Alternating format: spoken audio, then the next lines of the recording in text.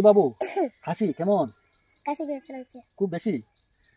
আপনারা নিশ্চয়ই জানতে পারবেন যে বর্তমানে ঠান্ডার সিজন এসে গেছে।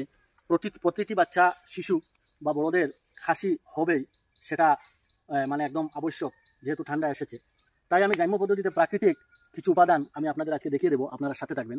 এই আপনারা দেখতে পাচ্ছেন এই বাসকের পাতা, আপনারা ভালো করে দেখেন, এটি হলো বাসকের পাতা, নিশ্চয়ই সবার ঘরে বা বাসায় থাকতে পারে। এটি হলো লাল বাসক। হ্যাঁ, এটি হলো লাল বাসকের পাতা।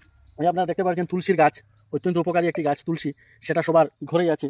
তাছাড়া আপনারা দেখতে পারবেন এই আমি আদা তুলে নিয়েছি, কাঁচা আদা আমি তুলে নিয়েছি হাতে। তাছাড়া আপনারা দেখতে পারবেন এই হলো খাঁটি মধু।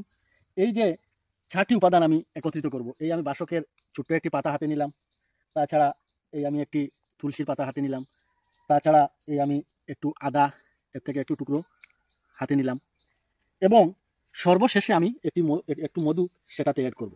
তাহলে আপনার সাথে থাকবেন, আমি এটাকে পিষে নেব। এই বাসকের পাতা, এই লাল বাসকের পাতা আমি নিয়েছি, সাথে তুলসীর পাতা এবং একটু টুকরো আদা। এবারে আমি 3টি উপাদান একত্রিত মিক্স করে রস বের করে নিয়েছি, আপনারা দেখতে পারেন ক্লোজ করে। তারপরে আমি একটু দিয়ে দিচ্ছি একটু মধু, বেশি নয়, একটু অল্প আমি মধু দিয়েছি, সেটাতে খাঁটি মধু।